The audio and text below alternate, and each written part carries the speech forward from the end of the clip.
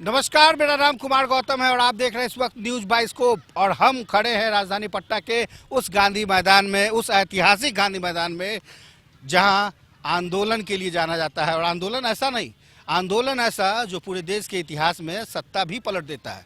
इसीलिए तो आज 2023 में भी जब सभी विपक्षी दलों की बैठक हुई तो ममता बनर्जी ने कहा पटना ही वो धरती है जहां से शुरुआत होनी चाहिए, तभी सत्ता में परिवर्तन आएगा।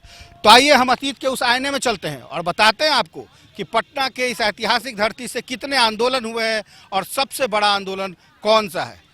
तो आइए शुरुआत करते हैं जेपी आंदोलन के उस 1974 के दौर को याद दिलाते हैं और बताते हैं कि वो आंदोलन क्यों देश का सबसे बड़ा और प्रभावशाली आंदोलन बना। आंदोलन का जिक्र हो और आंदोलन की धरती बिहार का नाम जुबा पर ना आए, भला ये कैसे संभव है। आंदोलन और बिहार दोनों का ही संबंध बड़ा गहरा है। कई ऐसे राजनीतिक आंदोलन बिहार की धरती से हुए जिन्होंने सत्ता तक को हिला दिया। बिहार के आंदोलन से सरकारें हिल गई। आंदोलन की धरती बिहार का जिक्र जैसे होता है वैसे ही जिक्र होती है गांधी मैदान की। न जाने कितने आंदोलन और रैलियों का गवाह रहा है पटना का ये गांधी मैदान। जनवरी 1974 इंदिरा गांधी के खिलाफ दो जगह आंदोलन शुरुआत हुई। पहला महंगाई और बेरोजगारी के खिलाफ गुजरात में, तो वहीं दूसरा छात्रों का आंदोलन जो राजधानी पटना के गांधी मैदान पहुंच चुका था। ऐसे में इंदिरा गांधी के लिए दोनों आंदोलन चुनौती बनी हुई थी। 18 मार्च 1974 जब बिहार से जयप्रकाश के नेतृत्व में छात्र आंदोलन की नींव पड़ी, पूरे देश में बिहार की धरती से उपजा यह आंदोलन ऐसे फैल गया कि देखते ही देखते राजनीति का चेहरा भी पूरी तरह से बदल गया। करीब 1 साल तक यह आंदोलन चला। देश ने इस आंदोलन के साथ आपातकाल का बुरा दौर भी देखा। लेकिन ऐसा हुआ क्या था जिसने पूरे देश में इतने बड़े आंदोलन को जन्म दे दिया। राजधानी पटना के यूनिवर्सिटी से होते हुए पटना के गांधी मैदान, और पटना के गांधी मैदान में मार्च 1974 को जब विधान सत्र में राज्यपाल के अभिभाषण से पहले जब प्रदर्शन शुरू हुआ तो वहां पुलिस ने बर्बरतापूर्ण लाठियां चलाई। आंदोलन को रोकने की भरपूर कोशिश की गई और इसी आंदोलन से जेपी एक बड़े ही आंदोलनकारी की भूमिका में आ गए थे। दरअसल छात्रों ने पटना में एक आंदोलन शुरू किया था। जेपी का नेतृत्व इन छात्रों को मिला था। 18 मार्च 1974 का ये वही दिन था जब बिहार में विधानमंडल के सत्र की शुरुआत होने वाली थी। राज्यपाल दोनों दलों की संयुक्त बैठक को संबोधित करने वाले थे। आंदोलनकारियों की योजना राज्यपाल को विधानमंडल में जाने से रोकने की थी। आंदोलनकारियों की इस योजना की भनक सत्ताधारी विधायकों को लग चुकी थी। सुबह ही सत्ताधारी विधायक विधानमंडल आ गए और विपक्षी दलों ने इसका विरोध किया। ये आंदोलन तब तक छात्रों का ही था। राज्यपाल के विरोध का अंजाम यह हुआ कि यहां लाठियां चली, कई घायल हुए और छात्रों के इस आंदोलन में एंट्री जेपी की हुई।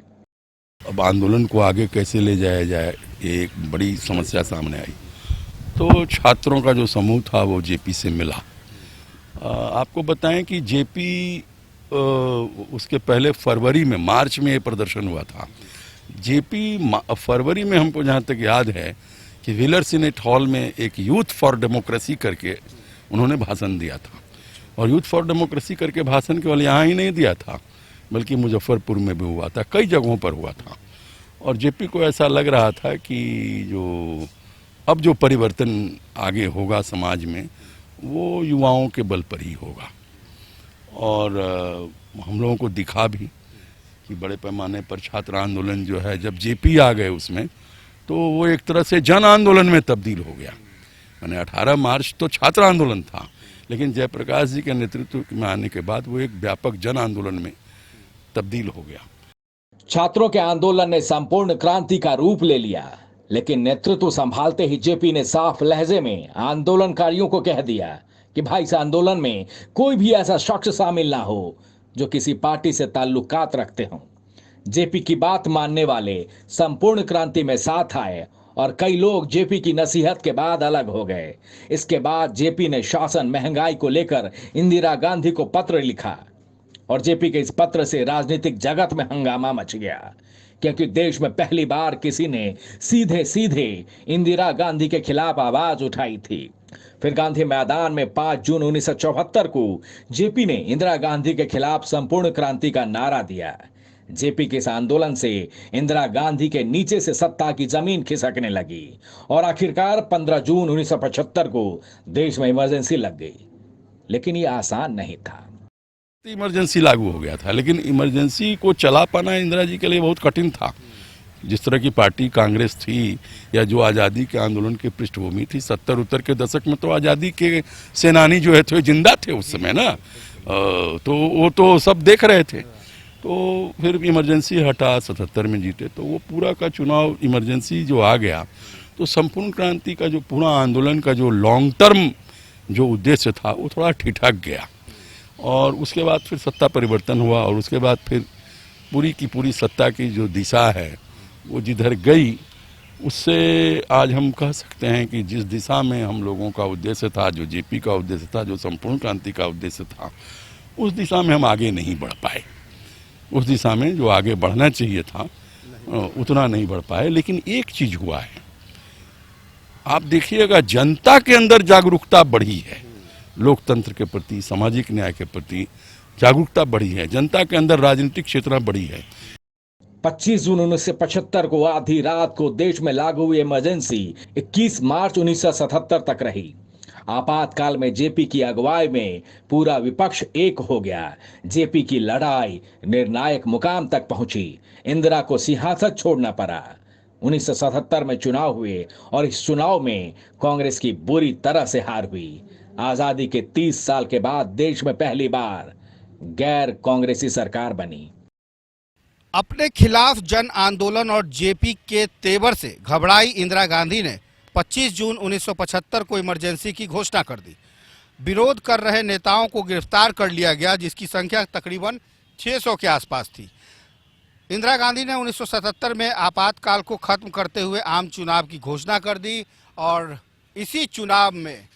ठीक इसी चुनाव में इंदिरा गांधी को हार का सामना करना पड़ा था। सहयोगी राजेश के साथ कुमार गौतम, न्यूज बाइस्कोप, पटना। इस स्वतंत्रता दिवस आजादी का जश्न मनाए वाइल्ड वादी वाटर पार्क में, जहां 1 से 30 अगस्त तक पाए amusement park, bird park, zip line, hurdle swimming, water park, 360 cycle, spinner, trampoline, bungee जैसे कई बेहतरीन ऑफर मात्र 100 रुपए में। वाइल्ड वादी water park Ranchi, call 9304811688। IIT जी नीट एस्पिरेंट्स के सपने को पंख देने आ गया है कंप्लीट सॉल्यूशन इंस्टीट्यूट। यहाँ है smart classroom, 1-to-1 doubt clearing session, ask the expert, video solution और भी बहुत कुछ। मतलब हम करेंगे आपको गाइड, बनेंगे आपके mentor. Foundation classes from class 6 onwards for your bright future. एशवेल ड्रेस, ये एक ही बॉटल में है। Stress, weakness, acidity, obesity, hair fall, skin की हर परेशानियों का एक ही हल। एशवेल लाइफ, डायबिटीज फ्री लाइफ।